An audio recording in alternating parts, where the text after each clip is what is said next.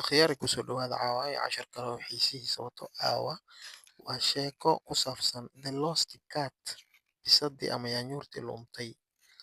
Aamina gabadha la dhaho woke up way soo toostay and did not see maysan arkin her cat bisadeedii maysan arkin ama yaanyuurteedii.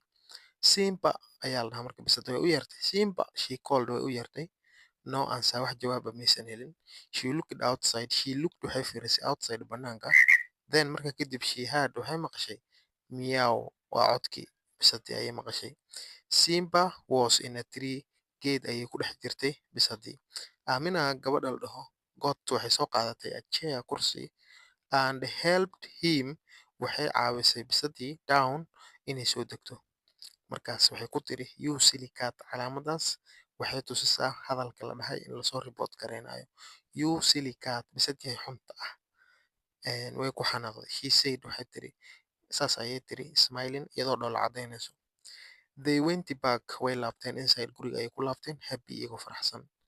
Aamina woke up Aamina way soo kacday and did not see maysan arkin her cat bisadeeda. Simba ayay ugu yeertay. She called way u yeedhay. No answer wax jawaab maysan helin. She looked outside banaanka ayay fiirisay. Then markaa kadib she heard waxay maqashay meow codkii bisada ayay maqashay.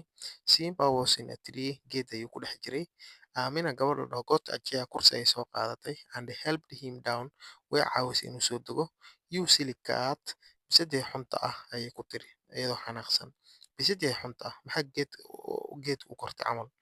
She said smiling iyadoo dhoola cadaynayso. They went back way laabteen markaa kadib inside guriga happy iyagoo faraxsan.